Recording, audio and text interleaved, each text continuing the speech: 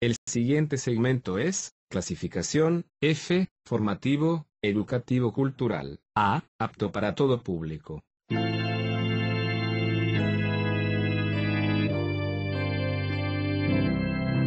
Bienvenido a Hora de Estudio Bíblico con nuestro maestro el Dr.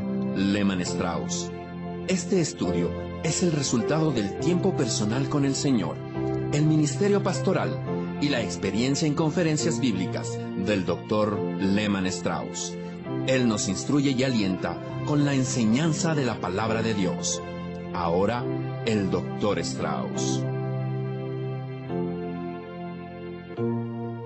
Muy bien, muchas gracias. Abra por favor su Biblia en Romanos capítulo 7. Estamos en esta porción maravillosa de la palabra de Dios, pero al mismo tiempo difícil de entender.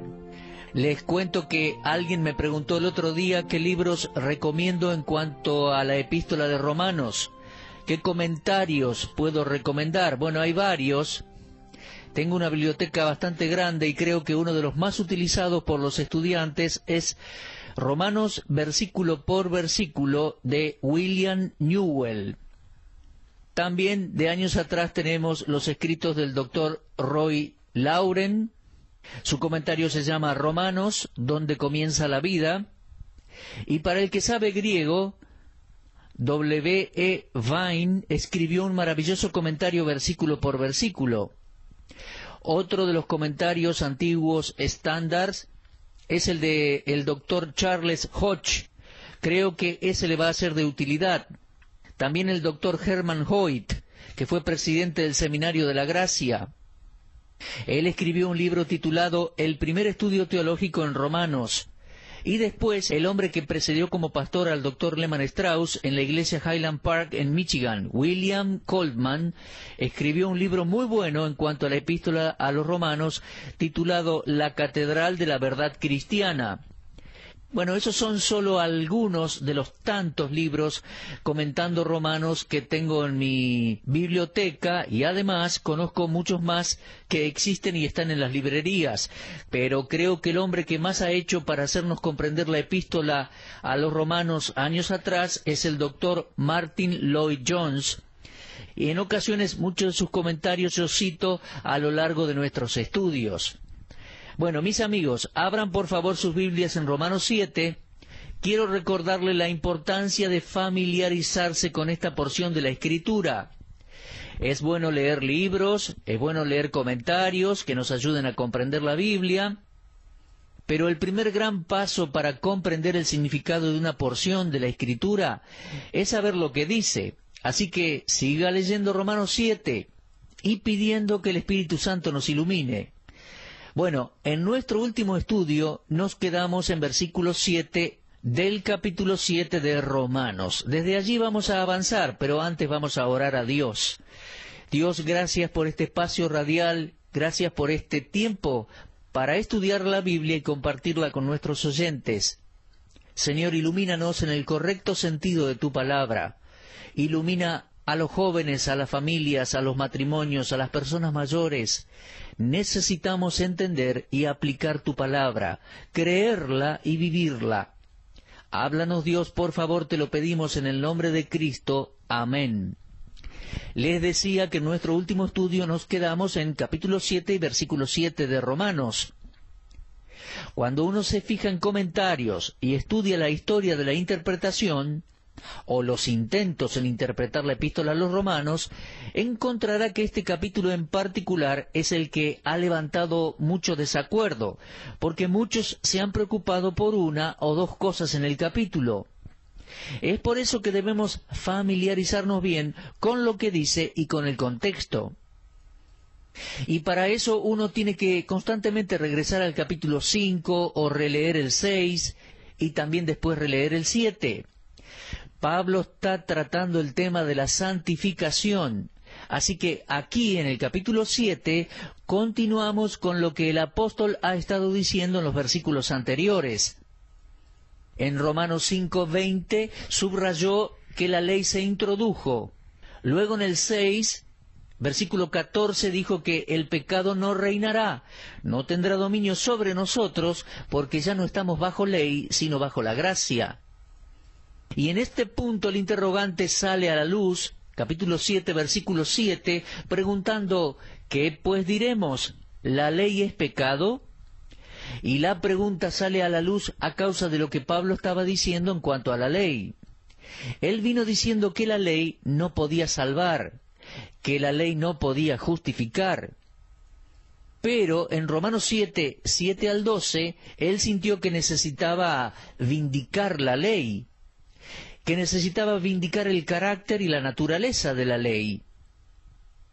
Pablo no quería que ninguno piense, ni por un instante, que la ley no es importante.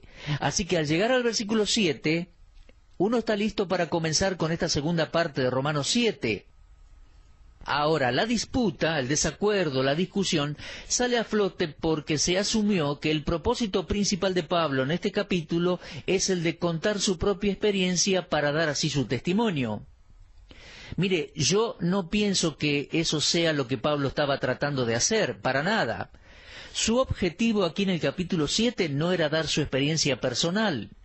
Él no estaba dando su testimonio, sino que estaba tratando de dejarnos en claro lo que ha estado enseñando en cuanto a la relación del creyente con la ley y también demostrar cómo la ley jamás puede santificarnos, al igual que no puede justificarnos.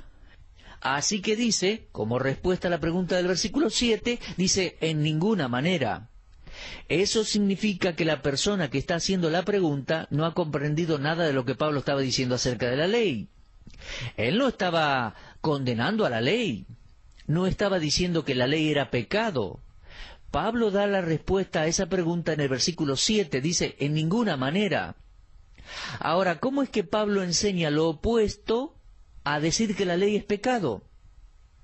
Bueno, nos da dos respuestas. La primera es, yo no conocí el pecado sino por la ley. Lo leemos en versículo 7. Ahora, para entender esto, es esencial que comencemos con una declaración negativa, ya que esto puede ser malinterpretado. Pablo obviamente no estaba diciendo que en una oportunidad él no se había percibido del pecado. No, eso no es lo que está diciendo. Él no puede estar diciendo eso porque hay muchos inconversos que saben muy bien lo que está bien y lo que está mal y que dicen que ciertas cosas son pecaminosas. Uno no tiene que ser salvo para saber que algunas cosas están mal, que son moralmente malas. El conocimiento general del pecado está en casi todos. Entonces Pablo no podía estar diciendo que no tenía conocimiento alguno del pecado aparte de la ley. Lo que quiere decir es que no se había percibido de la verdadera naturaleza de pecado hasta que la ley se lo dejó claro en su interior. Él está diciendo aquí que fue la ley la que le dio un entendimiento del carácter esencial y la naturaleza y el significado del pecado. Y en cierta manera está repitiendo lo que dijo en capítulo 3, versículo 20. Por medio de la ley es el conocimiento del pecado. Es lo mismo que está diciendo aquí. La ley no puede justificarnos, solo puede darnos un conocimiento del pecado. Es la ley la que nos da el entendimiento. Y luego hace una segunda declaración. Esta ilustra la primera. Él dice, porque yo no conocí el pecado, sino por la ley, porque tampoco conocería la codicia si la ley no me dijera, no codiciarás. Y esta es una declaración muy importante. Fíjese luego en el versículo 8, dice, mas el pecado, tomando ocasión por el mandamiento, produjo en mí toda codicia, porque sin la ley el pecado está muerto. Amigos, codiciar significa tener un fuerte deseo por algo. Saben, el Señor Jesucristo usó la palabra en Lucas 22:15 cuando dijo, «Cuánto he deseado comer con vosotros esta Pascua antes que padezca». Y esa palabra en griego, ese fuerte deseo, es la misma palabra que en Romanos 7. Pasa que la palabra en sí es neutral, todo depende del contexto, si es un buen deseo o si es una codicia. Codicia sería por algo prohibido o que está mal. En cuanto al significado de la ley, Pablo se está refiriendo a los 10 mandamientos, los cuales encontramos en el libro de Éxodo y en el libro de Deuteronomio. En Éxodo 20 leemos: «No codiciarás la casa de tu prójimo, no codiciarás la mujer de tu prójimo, ni su siervo, ni su criada, ni su buey, ni su asno, ni cosa alguna de tu prójimo». En el libro de Lehmann Strauss, en inglés, sobre los 10 mandamientos, hay un capítulo entero acerca de ese 10º mandamiento: no codiciarás.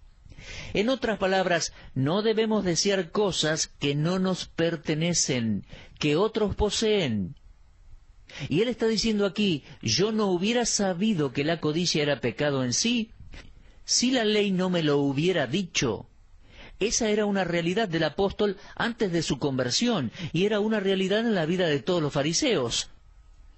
Los fariseos veían al pecado como algo exclusivamente externo. Mientras una persona no actuara de manera maliciosa, no era culpable de pecado, y, según ellos, los malos deseos no eran pecado. Solo pasaban a ser pecado cuando uno los llevaba a cabo, cuando uno ejecutaba esos malos deseos. Pero el deseo en sí, según los fariseos, no era pecado. Bueno, Pablo está diciendo aquí que él nunca se hubiera dado cuenta que los deseos, la codicia, los malos pensamientos o la imaginación hubiesen sido pecado si la ley no le daba esa luz. Y vemos cómo el Señor Jesucristo lo deja bien en claro hablando a los judíos, especialmente a los fariseos. Allá en el Sermón del Monte, capítulo 5 de Mateo, versículo 21.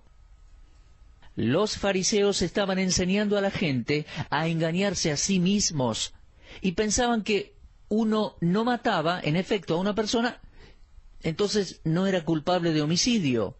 O si uno no dormía con una mujer, no era culpable de adulterio.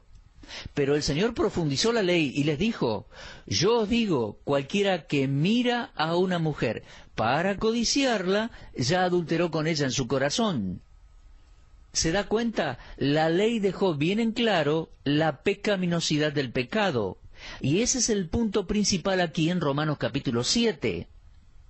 Ahora bien, en el versículo 8 Pablo escribe: mas el pecado, tomando ocasión por el mandamiento, produjo en mí toda codicia, porque sin la ley el pecado está muerto. Pablo va a darnos una descripción del pecado, y fíjese en una frase en particular en esos versículos. Me refiero a versículos 8 y 11. Dice: el pecado tomando ocasión por el mandamiento. Eso significa que el pecado usó a la ley como punto de partida. El pecado sacó ventaja de la ley. El pecado usó a la ley como base de operaciones. Y el pecado tiene una meta. La meta es crear en nosotros todo tipo de malos deseos. Mire, la ley en sí no es pecado, pero el pecado usa la ley como un instrumento para despertar todo tipo de codicia. Un comentarista dice que la ley no era causa de pecado, sino ocasión del pecado. Miren, aparte de la ley, el pecado no podía hacerse conocer como pecado, sino que permanecía irreconocible. Pero la ley, al prohibir cosas, le da a la naturaleza pecaminosa una oportunidad para levantarse y entrar en acción. Y Pablo está mostrando aquí cómo la ley, siendo santa, justa y buena, produce el mal en nosotros. Lo que la ley prohíbe, la antigua naturaleza está determinada a hacerlo. Martín Lutero lo puso de la siguiente manera en su comentario de Romanos. Dijo así: permítanme referirme al calor en la cal. Nadie sabe que la cal contiene calor hasta que le echan agua. Es ahí que el calor tiene la oportunidad de mostrarse. El agua no creó el calor en la cal, sino que lo manifestó. Bueno, el principio del pecado en el hombre tiene la ocasión de manifestarse al ser confrontado con la ley. Creo que una de las mejores ilustraciones es la de la conducción de un automóvil. Uno viene manejando su vehículo y de pronto lee un cartel que lo manda a reducir la velocidad. Bueno, la mayoría de las personas lo ignoran, no ven ningún peligro en particular por delante y no se desaceleran. Yo he sido culpable de eso y estoy seguro que usted también. Ahora, tenemos una ley que dice que reduzcamos la velocidad. Nosotros la ignoramos, no le prestamos atención y seguimos a la misma velocidad. Pero en el versículo 9 dice: yo sin la ley vivía en un tiempo, pero venido el mandamiento, el pecado revivió y yo morí. Antes que la ley fuera traída a su atención, Pablo se imaginó a sí mismo en un estado de deleite. Puede que se haya dicho a sí mismo: esto es vida, esto es vivir. Pero él dice que cuando el mandamiento vino a su conciencia, a su conocimiento, con su revelación del pecado y sus demandas justas, se dio cuenta que no estaba viviendo nada, sino que estaba muerto en delitos y pecados. Cada creyente puede decir lo mismo que Pablo. Cuando tomamos conciencia de nuestro estado pecaminoso, nos damos cuenta que no tenemos vida. Efesios 4:18 muestra que el incrédulo está aislado de la vida de Dios. El conocer la ley es conocer nuestro pecado, ya que por la ley es el conocimiento del pecado. Y conocer nuestro pecado es ser consciente de la necesidad que tenemos de la vida de Dios, ya que toda esperanza ha muerto. Entonces en el versículo 10, Romanos 7:10, dice: hallé que el mismo mandamiento que era para vida, a mí me resultó para muerte. La ley que fue diseñada para producir felicidad pasó a ser, sin quererlo, instrumento de muerte. Por ende, vemos una relación íntima entre la ley y el pecado. El pecado no sería lo que es si la ley no fuera lo que es. Y el pecado trae como resultado la muerte. Ya lo leímos en Romanos 6:23, la paga del pecado es muerte. Y Santiago 1:15 dice: entonces la concupiscencia, después que ha concebido, da a luz el pecado, y el pecado, siendo consumado, da a luz la muerte. En este sentido, la letra mata, nos condena, nos trae la muerte. Sería bueno que vaya en su Biblia a 2 Corintios capítulo 3. Fíjese por favor en el versículo 6. Dice: el cual asimismo nos hizo ministros competentes de un nuevo pacto, no de la letra, sino del espíritu, porque la letra mata, mas el espíritu vivifica. Ahora fíjese en el versículo 7. Si el ministerio de muerte grabado con letras en piedras, ¿lo leyó? Está hablando de los mandamientos, y dice ministrar muerte. 2 Corintios 3:9, leemos también allí: porque si el ministerio de condenación fue con gloria, y se está refiriendo a la ley. Entonces, la ley es la ocasión de muerte al hombre, de condenación. Pero no que la ley sea algo malo, puesto que ya leímos en Romanos 7:12 que la ley es santa, justa y buena. Pero Pablo dice que el pecado, tomando ocasión, encontrando la oportunidad por el mandamiento, dice: me engañó y me mató. Ahora bien, volvamos a Romanos 7, y en versículo 13 encontramos otra pregunta. Dice Pablo: ¿luego lo que es bueno vino a ser muerte para mí? En ninguna manera, sino que el pecado, para mostrarse pecado, produjo en mí la muerte por medio de lo que es bueno, a fin de que por el mandamiento el pecado llegase a ser sobremanera pecaminoso. ¿Era posible que la ley, siendo santa, guiara al hombre a la muerte? No, no era posible. No fue la ley la que hizo eso. Lo que sucedió es que el pecado, al tocar la ley, quedó expuesto como pecado, y eso significó la muerte para mí. El contacto con la ley mostró la naturaleza del pecado. La ley es santa porque revela la pecaminosidad del pecado. Si la ley nos enseña algo, es cuán putrefacta es la naturaleza pecaminosa en nosotros.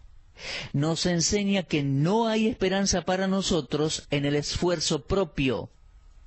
Nos enseña que ninguna persona puede guardar la ley de Dios, por lo cual, si queremos crecer en santidad, debemos dejar de lado todo esfuerzo propio y acudir al Señor Jesucristo. Cualquier santificación que se mida por un juego de reglas es ilegítima. La santidad producida por la carne no es la santidad que Dios imparte por su gracia. El doctor Barnhouse dijo: es mejor tener un momento de santidad que venga solamente de la gracia, que una vida de santidad falsificada, efecto de una apariencia externa atractiva, pero que no es aceptada por Dios. Oh, mis amigos, dejemos de pretender exteriormente lo que sabemos que no es real en nuestra experiencia interior. Cada ser humano necesita al Salvador, y de la manera que necesita al Salvador para su justificación, también lo necesita para la santificación. Fuimos unidos a Cristo, con Cristo. Bueno, entonces vivamos en comunión con Él. De esa manera el Señor opera nuestra santificación. Somos del Señor para llevar frutos en el poder del Espíritu Santo. Bueno, mis queridos oyentes, Dios mediante, vamos a continuar con esta serie de estudios en Romanos capítulo 7 en nuestro próximo programa. Por favor, repase la lectura de este capítulo, meditándolo y pensándolo, orando que el Espíritu de Dios nos dé entendimiento en todo. Entonces, será hasta nuestro próximo encuentro, en este mismo horario y lugar de encuentro. Muchas gracias por seguir nuestros estudios bíblicos. Usted estuvo escuchando Hora de Estudio Bíblico con el maestro el doctor Lehmann Strauss. Si desea escuchar una vez más este mensaje, visite nuestra página en la internet www.vdnradio.org. Le dejamos la invitación para que el día de mañana nos acompañe aquí, en este mismo horario y punto del dial. Hora de Estudio Bíblico es una producción de BDN.